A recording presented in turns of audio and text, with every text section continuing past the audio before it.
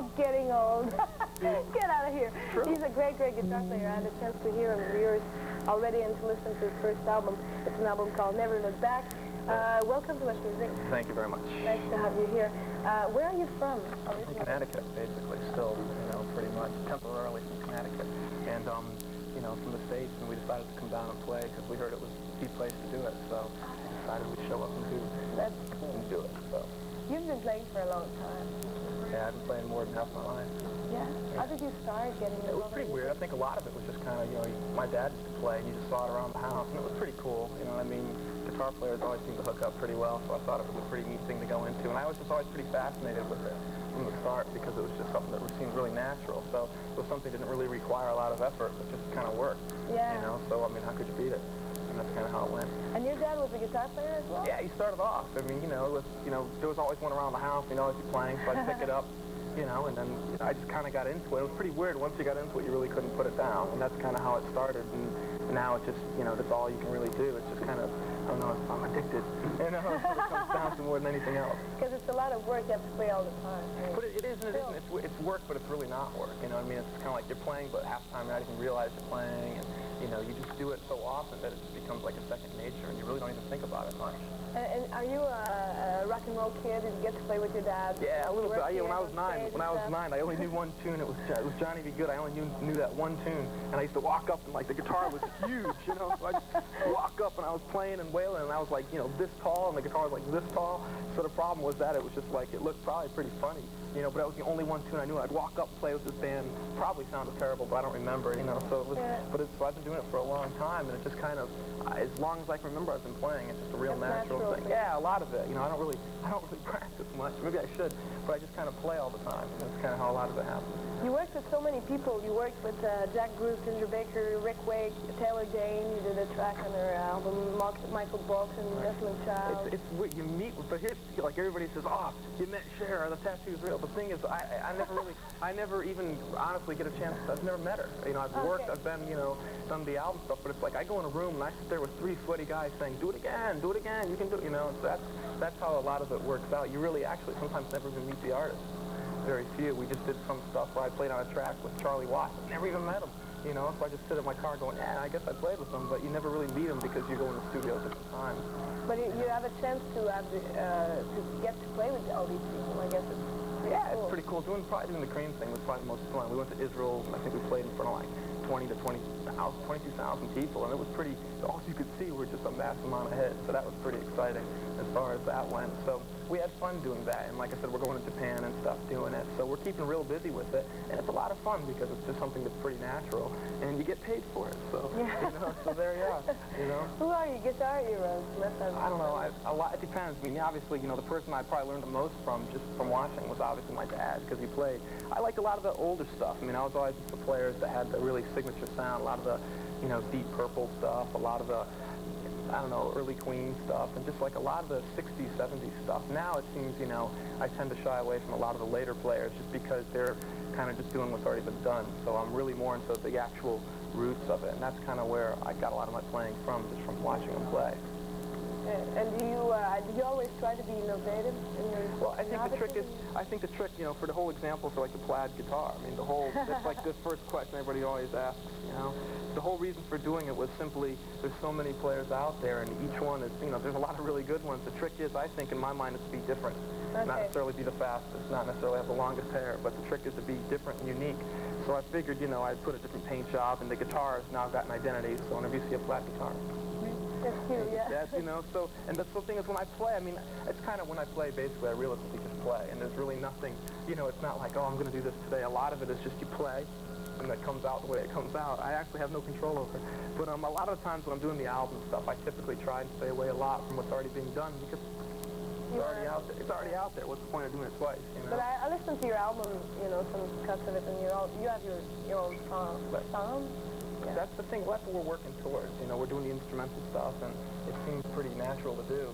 It's a lot of it's real easy because I just pick it up and you write something and you work over it. So it's kind of, those albums are probably the most fun to do because it requires quite a least amount of effort. You just show up and play, and all right, it's a tune. and that's kind of how. How many guitars do you own? Plaid ones? I own a lot. Actually, Yeah, they're all Plaid? Yeah, pretty much. I mean, you know, I won't play. That's my whole thing. Is they got to be Plaid. I've got Plaid cabinets, you know, usually. Oh, yeah? And it depends. I'm not a real lot. I take one guitar and just play it. I don't have like hundreds. I have maybe 10.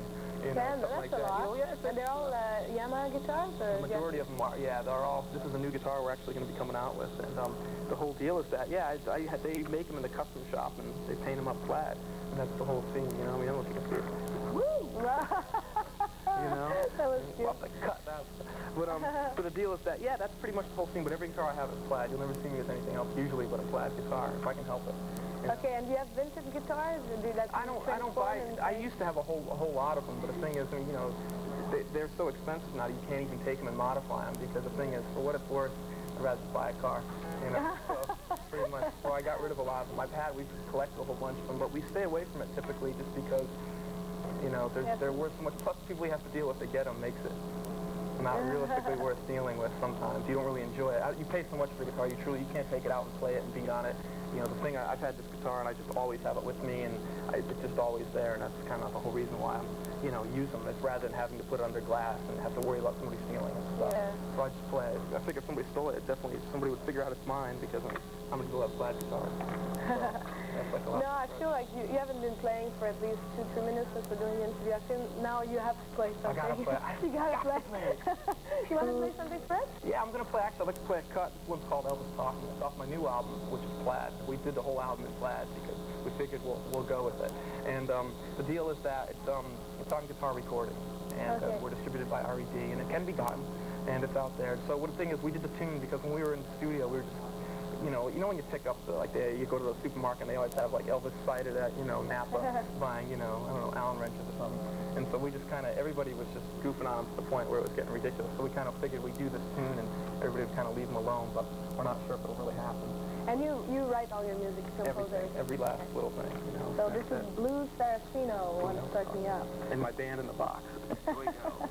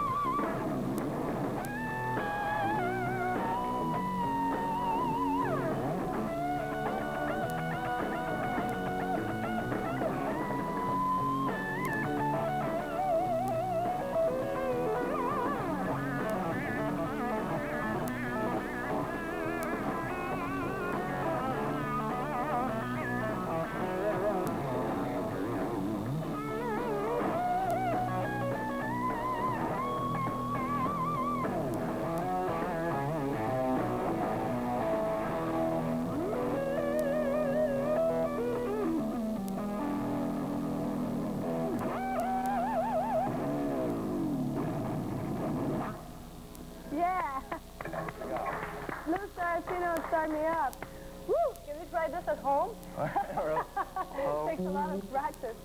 You, thank you for playing for us. Thank you for having me play. you're gonna be hosting a seminar in Toronto, March 1st. This is this Sunday at the Royal York Hotel at the ballroom between 9 and 5 p.m.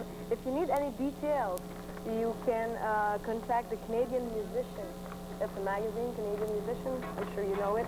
And you can contact them, and or you can get one of these and subscribe. I think it's $85 or stuff, but it's worth it for the. Well, what do you teach in a seminar? What do you talk Basically, about? we're doing the whole thing for Tascam. That's the whole thing we're going in for. And what I do is a lot of the stuff you got to realize when I did the album, the whole trick, as a lot of people realize, is that the whole trick to doing any kind of project is having the control.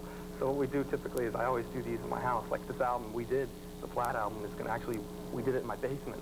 That's what happened, and we just kind of did it all ourselves. And I was very fortunate that the label was like with the program, and they said, yeah, no problem. And they actually came to my house and worked, you know, we worked there.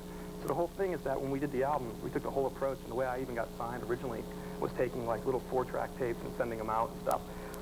So what had happened was, you know, once I got signed, we kind of, you know, took it to the next step, and we did the whole thing only with a 24-track.